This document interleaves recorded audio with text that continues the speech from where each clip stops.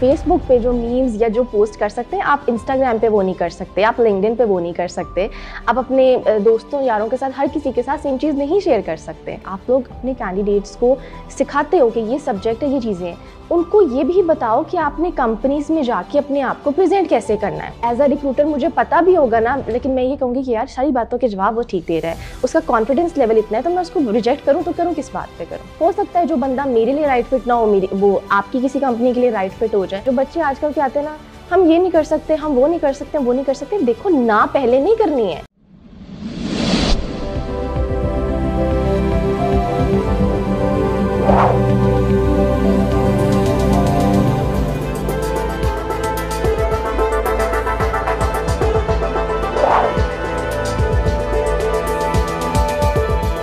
औज़ुबिल्लाहिमिनश्शैतानिर्रजीम बिस्मिल्लाहिर्रहमानिर्रहीम। अस्सलाम वालेकुम दोस्तों, हसन रज़ा आज एक दफ़ा फिर आपकी खिदमत में हाजिर है। दोस्तों, हमने एक सेशन किया था लिंक्डइन के ऊपर, उसका फीडबैक हमें बहुत ज़बरदस्त मिला था और लोगों ने कहा था once more once more once more. तो वो वंस मोर हमने अपने फॉलोवर्स को सुन लिया और हमने एक सेशन और लिंक्डइन के ऊपर रखा है।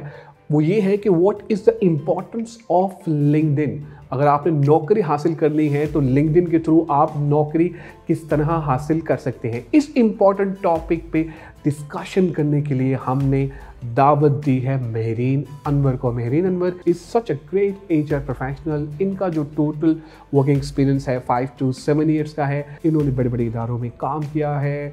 लिंक्डइन की इम्पोर्टेंस के ऊपर हम उनसे बात करेंगे।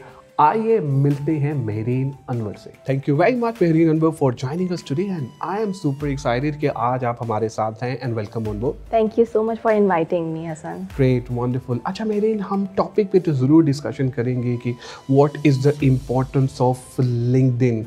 हमारी जो रिक्रूटमेंट में हम देख रहे हैं कि इंडस्ट्री में कि लिंक्डइन किस तरह से एक इम्पॉर्टेंट रोल प्ले करता है, फिर कैंडिडेट के पर्सपेक्टिव से भी हम बात करेंगे। But we would like to know about your success story. माशाल्लाह एचआर में आपका बड़ा एक्सपीरियंस है and you are doing an amazing job. बड़े बड़े इदारों के साथ आपने जो है वो काम किया। तो ये किस तरह से सोचा था मेहरीन कि एचआर में जो आना था बाई चांस था या बाई चॉइस था? It was actually by choice. HR has been always my interest. बल्कि मुझे काफ़ी मेरे दोस्त कहा करते थे कि you are a marketing person, you have to go for marketing. When I was in a situation to select my specialization in my BBA, लेकिन मैंने 6 महीने दोनों चीज़ों की स्पेशलाइजेशन की एक्चुअली में, और मैं मार्केटिंग की क्लासेस भी लेती थी और भाग के जाके एचआर की क्लासेस भी लेती थी। तो it was quite difficult for me to select, क्योंकि आपको पता है जब लोग इर्द गिर्द आपके कह रहे हों कि जी आपको तो मार्केटिंग सूट करती है या आपके डायनामिक्स वहाँ पर अच्छे हैं, तो बंदा कंफ्यूज हो जाता है, कभी कभार इन्फ्लुएंस हो जाता है। लेकिन नहीं, मैंने ऐसा नहीं किया। एचआर जो है वो मेरी अपनी चॉइस थी और मैंने बहुत खुशी से वो ऑप्ट की थी और अभी तक मैं उस पर बिल्कुल स्टेबल और स्टैटिक हूँ कि हाँ मेरी चॉइस जो थी वो बिल्कुल ठीक थी कि I am actually an HR person. और हर एचआर के बंदे के मुंह से आपने ये बात सुनी होगी कि I am a people's person, तो मैं भी वही कहूँगी कि yes I am a people's person. I like solving problems for people. Great, wonderful. अच्छा मेरे अब सर हम टॉपिक पे डिस्कशन कर लेते हैं। लिंक्डइन, यार बड़े हमने सोशल मीडिया पे ये चीज़ें सुन ली कि यार कि लिंक्डइन बड़ा इंपॉर्टेंट रोल प्ले करता है। लोग कहते हैं कि जी हमें नौकरी मिलती है तो हम लिंक्डइन के थ्रू जो है अप्लाई करते हैं तो बड़ा अच्छा रिस्पॉन्स आता है। तो आप क्या बताएंगे कैंडिडेट के पर्सपेक्टिव से कि लिंक्डइन की जो प्रोफाइल है वो किस तरह से एक होनी चाहिए, क्योंकि आप एचआर प्रोफेशनल हैं और आप एक टेक्निकल रिक्रूटर भी हैं, तो आप किस तरह देखती हैं एक अच्छा लिंक्डइन का प्रोफाइल कैंडिडेट का? एक बात यहाँ पे मैं कहूँ, टेक्निकल रिक्रूटमेंट में भी मुझे बहुत कम टाइम हुआ, लेकिन I have been a recruiter since 4.5 years now. तो मैं एज अ होल बात करूँगी सिर्फ टेक्निकल रिक्रूटमेंट की नहीं, क्योंकि आई नो कि आजकल बहुत ज़्यादा हाइप भी हुई है, बहुत एरा ये स्टार्ट हो गया है अब जो एक आप इंफॉर्मेशन चेंजिंग का एरा है जिसमें टेक्निकल रिक्रूटमेंट इस वक्त सबसे हाइप पे है। लेकिन मैं ओवरऑल भी बात करूँगी क्योंकि सारी इंडस्ट्रीज़ को मुझे लगता है कि लेकर साथ चलना चाहिए, और जो लोग टेक्निकल इंडस्ट्री से नहीं भी बिलोंग करते उनकी भी मोटिवेशन उतनी हाई रहनी चाहिए जितनी टेक्निकल लोगों की होती है।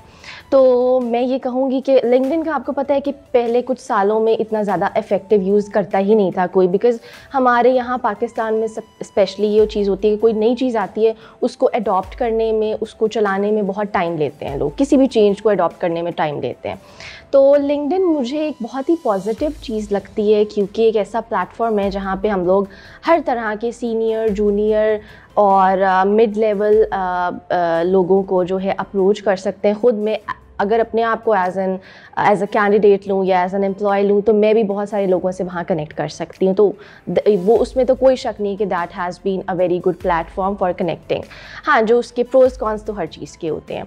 अब अगर मैं बात करूँ कैंडिडेट प्रोफाइल की, तो हाँ, यहाँ पर मैं ये कहूँगी कि अपने आप को जितने अच्छे से आप पॉलिश करके वहाँ पे लिख सकते हो, क्योंकि वहाँ पे जो राइटिंग है वही हम लोगों ने देखनी है। एज अ रिक्रूटर मैंने यही देखना है कि अच्छा जी इसका ये रोल रहा है, उसके अंदर इसने ये काम किए हैं, उसकी स्किल्स क्या हैं, उसकी एट्रीब्यूट्स क्या हैं, कैरेक्टरिस्टिक्स क्या हैं, सर्टिफिकेशंस की हैं तो किस चीज़ में की हैं। तो मुझे ऐसा लगता है कि एक जैसे पूरा CV होता है, लोग ये कहते हैं कि अच्छा हम लिंक्डइन पे पूरा लिखें नहीं लिखें, CV में तो है ना।